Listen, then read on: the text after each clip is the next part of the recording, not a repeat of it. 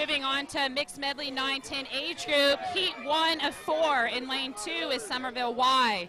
Lane 3, Pine Forest. In lane 4, Country Club. Now we're at the 9-10 relay. Each swimmer does a 50 of each stroke. Proud of y'all, okay? Here with the Northbridge relay, the winning relay, Gavin Crump, Charlie Bradley, Katie Griggs, and Gardner Robbins. How'd it feel, guys? Good. Gardner, you go in, it's tight on the anchor leg. What are you seeing there, and what are you thinking about when you're racing home? What did you think there when you saw how close it was? I wanted to, I wanted to go fast, and I just thought, I don't. What does it feel like to win? Good. Congrats to these guys. Great job, Northbridge. Back to heat 1 of the mixed 9-10 200-yard medley relay. We're on breaststroke here, right in the middle of the relay. 3 teams in heat 1. Somerville Y had the early lead, but it looks like Pine Forest is taking over here as we reach the halfway point. Last night in the relays for the 11-12, we talked about different strategies on the relay starts, and David has mentioned several times you don't want to have that false start. You'll see some swimmers just look prepared to do a regular start, no winding up, just to be sure that swimmer before them touches the wall. And again, the rule is the swimmer on the block must have at least a toe, something on the block, until the swimmer in the water touches the wall.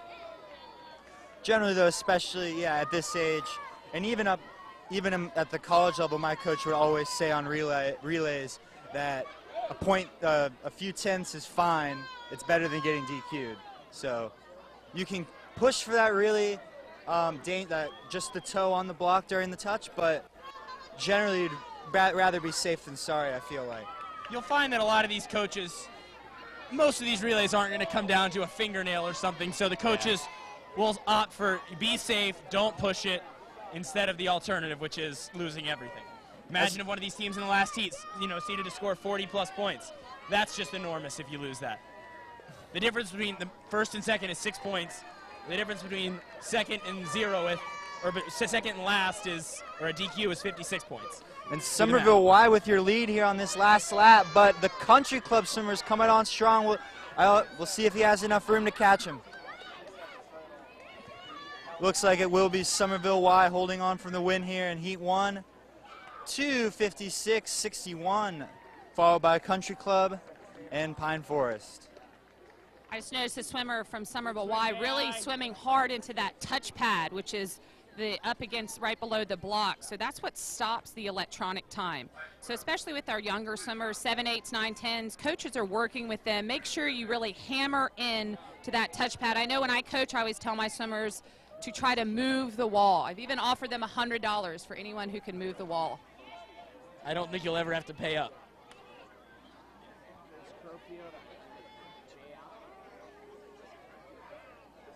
It's hard to move a wall. As we get ready for heat 2, we're going to have in lane 2, Crowfield, in 3, Long Point, in 4, Chamalon, and in 5, Ashboro. We have 4 heats in this event.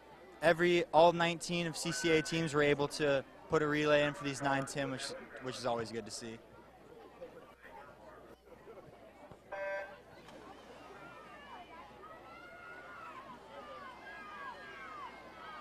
Another note on these touch pads is they are rather slippery. So viewers at home, if you can tell, swimmers have different strategies, maybe taking it a little more conservative on their start.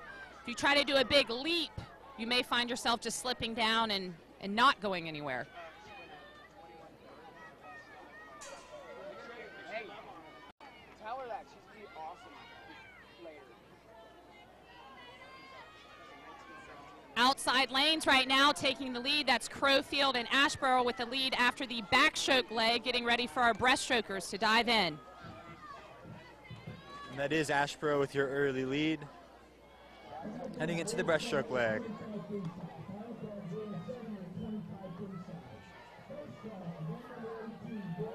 On that breaststroke, important to touch with 2 hands at both ends.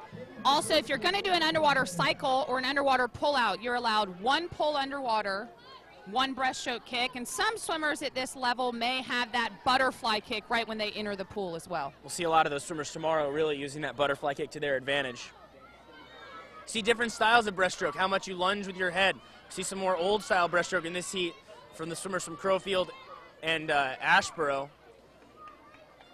And that's going to be Ashboro coming in with the lead here, followed by Shyamalan and Crowfield.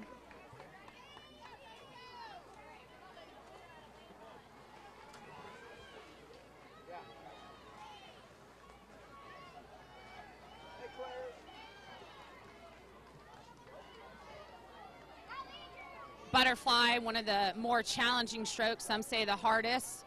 Hands have to go in the water, out of the water together. Feet must stay together, so kicking up and down together, almost like you have a mermaid tail. So no flutter kick or freestyle kick allowed. Speaking of freestyle, we're about to change over to that leg. Technically, in a freestyle event or a freestyle relay, you could swim any stroke you want. But in an IM or a medley relay, any medley event, you have to swim a stroke that's not one of the other three, which basically leaves front crawl. Unless you want to do side stroke, I suppose. But doggy paddle, yeah, that's an option. Look at that kick in lane 5 from that Ashboro swimmer. That is great on that freestyle kick over there. Very nice, powerful consistent kick. And he's not really letting up even when he breathes. But it's lane number 4, Shyamalan with the lead here as they come with about 12 meters left. Ashboro making a move. Long point not far away. It's going to be Ashboro. Steady kick from Ashboro, bringing her in. Yeah, that's right. Ashboro's going to win this heat in 2:46.37, followed by Shyamalan and Long Point.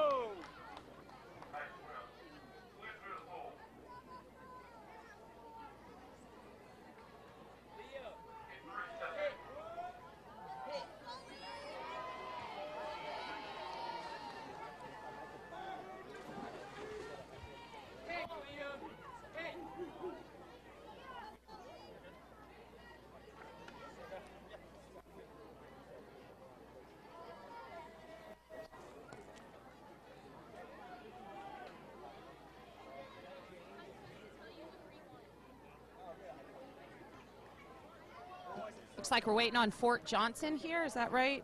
Heat 3. Hopefully they have their team coming right up in lane 5.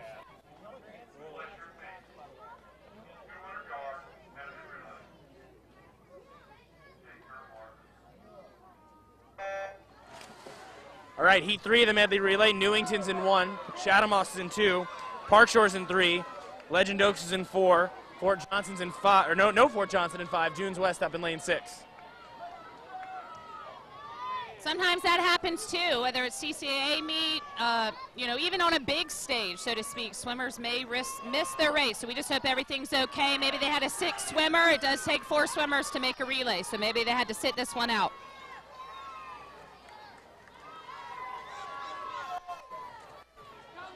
If you're wondering at home, no, you are not supposed to pull on the lane line. Some swimmers like to do that in practice. Coaches don't like that. I once told a swimmer, do you think Olympians pull on the lane lines? And they said, no, of course not.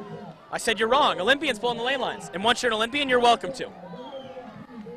Lane 1 in the lead right now from Newington. You'll notice they're in the pink shark caps.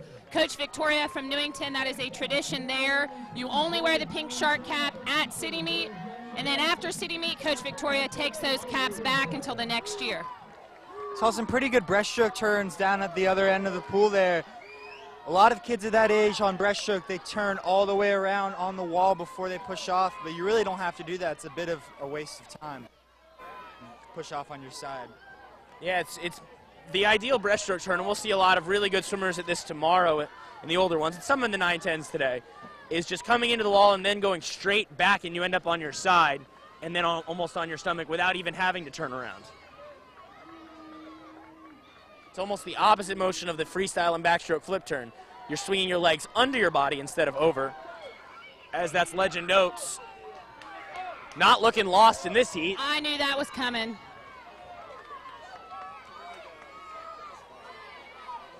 Legend Oaks will take the lead into the freestyle leg, try and set the time to beat for the final heat.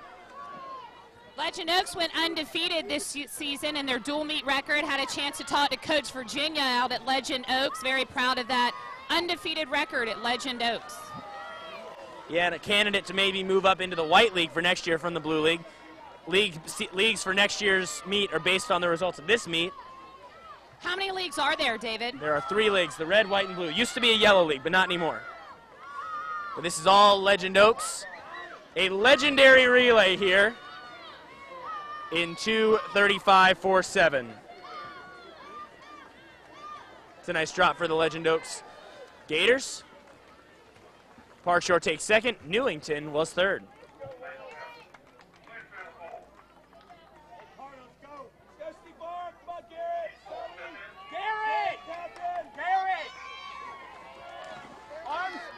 Final heat coming up.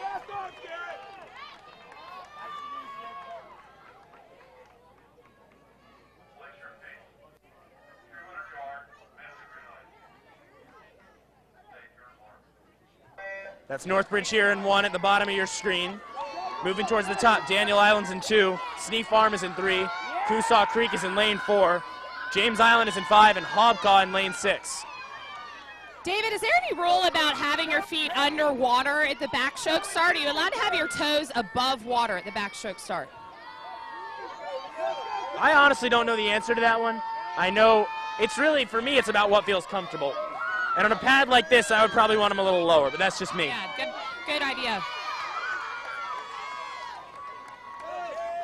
Daniel Island leading at 34.99.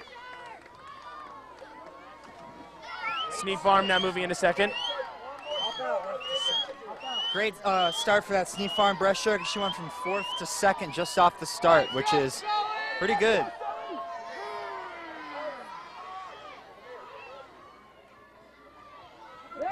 As we turn for home, it looks like the breaststroker from Sneef Farm has taken the lead. Look out for Sully Freese going in next for Sneef Farm. We saw his older sister Avery win 3 events plus 2 relays yesterday. And Sneef Farm your top seed in this there at 1:14.96, followed by Daniel Island and then James Island, with Coosaw, Northbridge, and Hobcaw trail in the pack.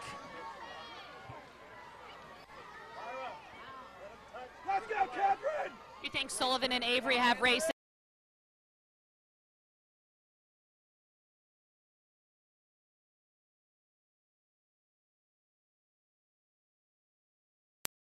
Island holding in strong for a potential 3rd place finish to move up in the rankings.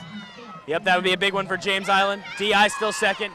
Coosaw coming up, though, in lane number 4.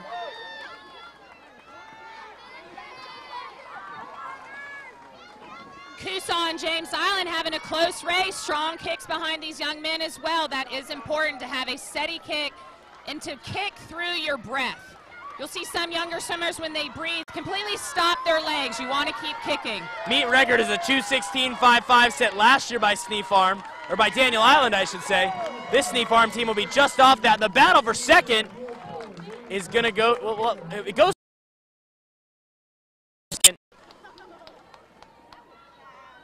Third was Daniel Island, then James Island and Northbridge.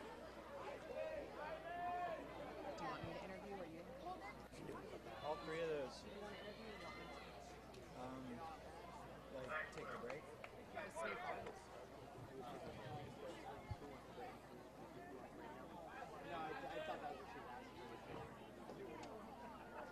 Coming over to talk with the Sneef Farm 9-10 mixed medley relay on their win. Come on over here, Sneef Farm. Wait just right here for a second. How do you feel after that race? Really good. Really good. Tell me your first and last names. I want what stroke you did. Catherine Clark, I did freestyle. Sullivan Freeze did fly. Kate Allison, I did breaststroke. Caleb Blankenship, I did backstroke. And I want to know what you were thinking about when you were waiting for your turn. I want to tell me what you were thinking about. Well, I was kind of nervous but excited at the same time. Great job, Catherine. What about you, Sullivan? I just wanted to go as fast as I could. You could. Awesome. How about you? It definitely helps when you know everybody's supporting you. That helps a lot. And what about you, Jackson? I'm Garrett. Garrett, I'm sorry. Extremely nervous. Extremely nervous. Did your big brother Jackson swim last night? Okay, that's why I got it. The Blankenships are doing great this weekend. Congratulations, Sneef Farm.